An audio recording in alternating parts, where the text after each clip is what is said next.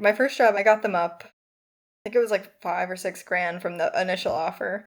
So I've always Yeah. negotiated like higher than the initial offer. And then my second job was higher paying than my first. I'm on my third job now. So I've done a lot since I've gotten into this position, and I've already negotiated my salary, I think 3 times. So Wow. in less than 2 years.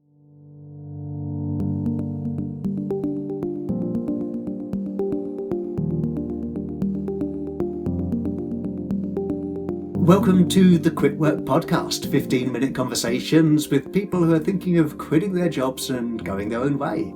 I'm Mark, and today I'm talking to A from Growing Her Wealth, who's totally on top of her finances at the age of 27 and aiming for a degree of financial independence by the age of 30.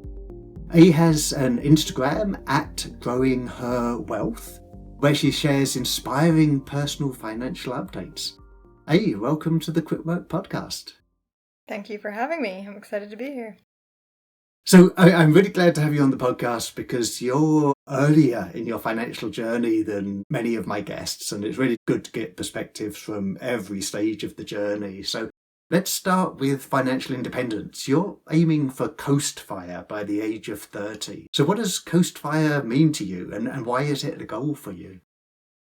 So basically, once I hit Coast Fire, I will be able to not have to contribute anymore for retirement. And I could just have a job that is low stress, or I could switch jobs all the time. I just really wouldn't have to worry about having finances when I retire. And it's just nice to have that flexibility where I can kind of choose where I want my time to be allocated instead of working. Like my job Yeah. right now is very high stress and a lot of hours. And Yeah. it's great right now, but I wouldn't be able to sustain this for another 30 years. Yeah, indeed.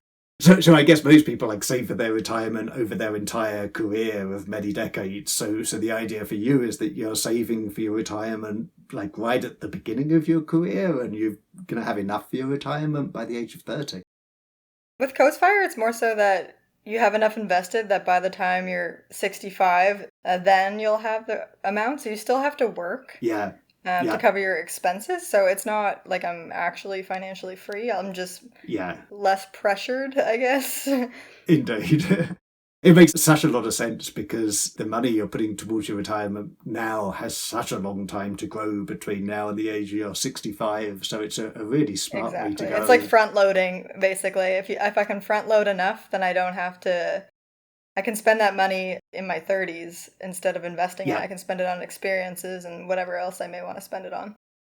And do you have an idea of like how much money you will need after you've reached Coast Fire to cover your expenses? Have you got numbers in mind for that, or just an impression in mind of how much you're going to need to earn from work? So right now I'm living in an apartment, so it would kind of depend if I buy a house or if I choose to continue renting.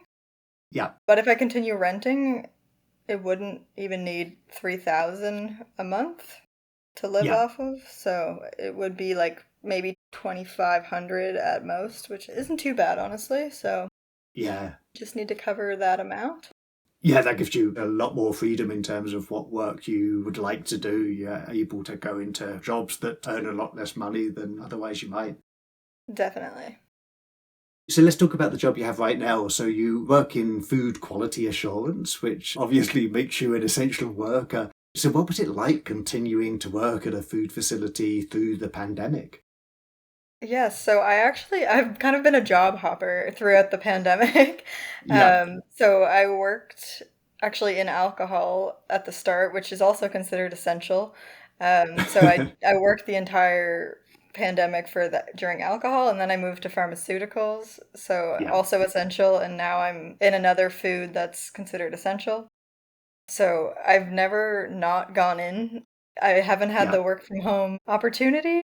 Some days, like today, I worked from home, but I just finished a really big audit, so I have more flexibility after I put in a lot of hours last week. But for the most part, Gotcha. you still have Yeah. to commute, and sometimes during the pandemic, like nobody else was going in, so there would be absolutely no traffic. It would be like a ghost town, Wow. and it was just very strange because I knew that a very small percentage of the population would be going out. And yeah, you just don't really necessarily think of your food manufacturing as being essential workers. You think more like doctors and nurses. But yeah, Yeah. we need food too. So you've said you've seen a lot of stress and burnout among your co-workers. I don't know if that was during the pandemic or that continues. Why is that? Why is there so much stress at work? Basically, the companies that I've worked for, it seems that nobody hires enough people. So Yeah, because there's not enough people, everyone has too many tasks. So you have your plate is just too full. You can't get it done in the amount of hours you're supposed to work, but it still has to get done yeah, in one way or another. Maybe you don't perform well when you do it, maybe you do it poorly, or maybe you stay the extra time and do it well. And again, because I'm early in my career, I'm trying to prove myself to a certain extent. So I've been yeah, doing the extra hours and it's paid off so far. I've gotten promoted and gotten yeah. a couple raises and I've moved up, so it has been worthwhile stress and extra work. Yeah, for sure. And so what's your plan for work from here? You've mentioned to me that after Coastfire, because you have more freedom to maybe earn a little bit less money, that you might use that freedom to move into lower paying work. What would that look like for you? Yeah, I'm really interested in a lot of not-for-profits in my Oh, area yeah, because we have a lot of food insecurity in the province that I live in, and yeah, there's a lot of different programs that I would love to be involved with and get on board and maybe work for them, but it just I wouldn't be able to live off of those salaries necessarily. Just given the cost of living right now, I wouldn't yeah. have the same lifestyle if I had those jobs right now. So it would be more fulfilling for me to do something along those lines. And once I reach Coast Fire, I'll actually be able to pick roles that are more fulfilling, that meet my needs in a different way than my current job does. Yeah, absolutely. So you've obviously thought a lot about your finances now and in the future. You've also talked to me about lots of different strategies that you might be using to improve your finances. So you talked about investing, you talked about negotiating your salary, which is a huge one, and switching jobs if switching jobs gives you a bigger increase, and exploring side hustles. So say a little bit more about that, your approach to your finances. For sure. So, most recently, I've been on the app Rover, which is for dog sitting. And Oh yeah, yeah, yeah, that's one of my side hustles. And it's a great side hustle because you have flexibility. You can choose, like, you set on your calendar when you're available and when you're not. So, yeah, if I'm not available for September, like this month was very busy at work, I just blocked out September, so I'm not dog sitting in September. Whereas August, I was pretty free. So I had like 4 or 5 different gigs that month, and I think I made like 450 or $500 just from watching people's wow, dogs. And fantastic. it's always a process because you don't know if they're actually like you don't have to, but I choose to meet the dog before I accept Yeah, yeah, and see where I would be staying and making sure that it's safe and it's a place that I would want to stay and watch their dog. yeah. So basically, yeah, there's kind of a screening process where you don't get paid, so that's a bit of time on your end if they don't actually choose you, but at least you know that you're going to be comfortable with wherever you're staying. So it's worked for me so far. I haven't had to stay in any houses or have any bad experience with Yeah, anybody's dogs, and I have a couple lined up for October as of now, and yeah, it's very relaxing because I like to go on walks normally, so just me yeah, having to take a dog on a walk is it's quite relaxing. Honestly, it's a very low stress side hustle. yeah, absolutely. Another interesting one that you mentioned was negotiating your salary and switching jobs. I think this is like such an underrated way of improving your financial situation. Most people get into a job and then assume that's going to be their salary for the next however many years. But negotiating your salary upwards is a great way of getting more money, and moving to another job always seems to come with a salary increase. It's almost like you're stuck at a particular salary until you move into another job. So have you found that's been helpful for you in your career? Definitely. The only reason I would leave my job is if I was making more money for the most part, Yeah. unless it's substantially better like other benefits, like maybe I get more Yeah. vacation or maybe I have better health care or maybe it's work from home. I would take a pay cut to work from home because you're going to save money on gas Yeah. and you're going to save time. So time is money. Yeah. And for the most part, I've been able to negotiate my salary. My first job, I got them up. I think it was like 5 or 6 grand from the initial offer. So I've always Yeah. negotiated like higher than the initial offer. And then my second job was higher paying than my first. I'm on my third job now. So my second job, I moved to a whole new like area and I just kind of wanted to change of scenery. So it's also good Yeah. to job hop if you want to explore different regions. And yeah, I just always make sure that when I'm switching that it's worthwhile to switch. So yeah, Yeah. having more money is definitely a big reason to do that. And now that I've been at my current job, it'll be 2 years in March, which it honestly seems way longer than 2 years. Like I'm at it. So I've done a lot since I've gotten into this position, and I've already negotiated my salary, I think 3 times. So Wow. in less than 2 years, because I've taken on like so much, Yeah. and the company has like given me what I've asked for thus far. But we'll see how Yeah. it goes next time the salaries get discussed. That's amazing. So how do you do that? I mean, for somebody like me who's maybe less comfortable with negotiating salaries, how do you go about negotiating a higher salary?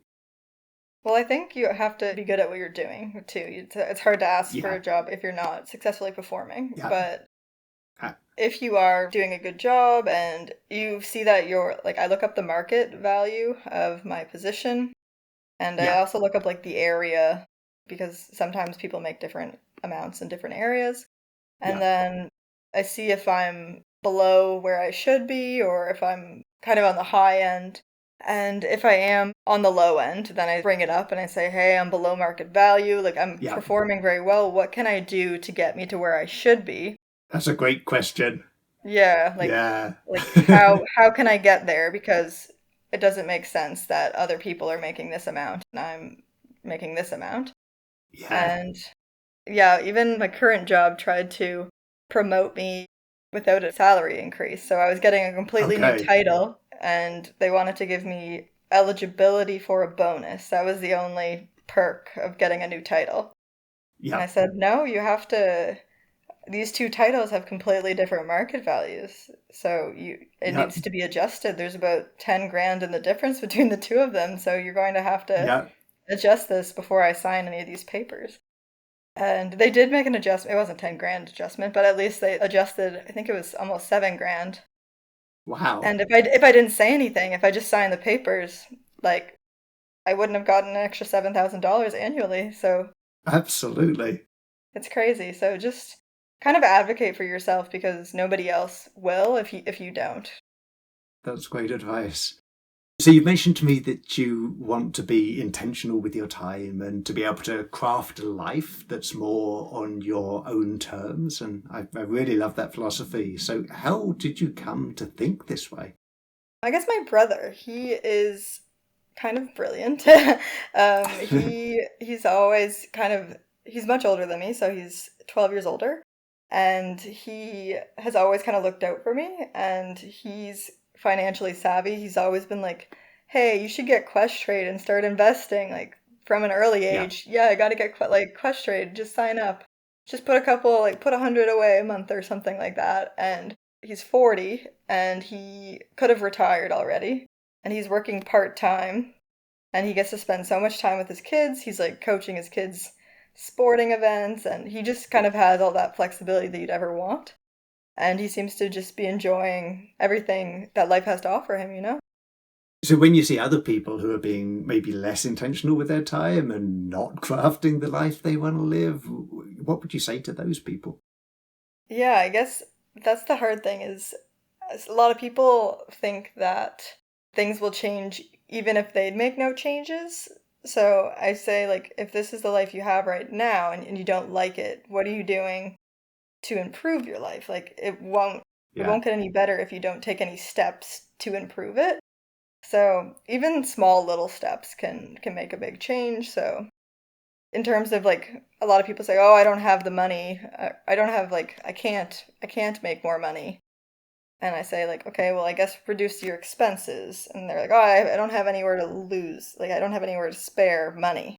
There's Yeah, indeed. often places you can like, "Oh, you ate out for lunch 3 days this week. Like you Yeah. should pack your lunch instead." Like those little steps and decisions can really add up over time, and you can find a way. You have to take the first step. Well, I really appreciate your talking to me about your work journey and your financial journey, and it's so good to see the amazing things you're doing with your money and with your life. Listeners, if you'd like to connect with A, you can follow her on Instagram at Growing Her Wealth for her big, bold green and white posts that she posts there regularly. A, thanks so much for joining me on the Quit Work podcast. Thank you so much for having me, Mark. Thanks for listening to the Quit Work podcast. I love talking to people who have taken the bold step of quitting their job to start living their true life. Join me for a fresh conversation every week. Subscribe to the podcast or the YouTube channel at quitworkproject.com. And if you have any comments on this episode, or if you'd like to tell your own quit work story, I'd love to hear from you. Contact me at quitworkproject.com or on Twitter or Instagram at quitworkproject. I hope you too find your way to quitting work and living your true life.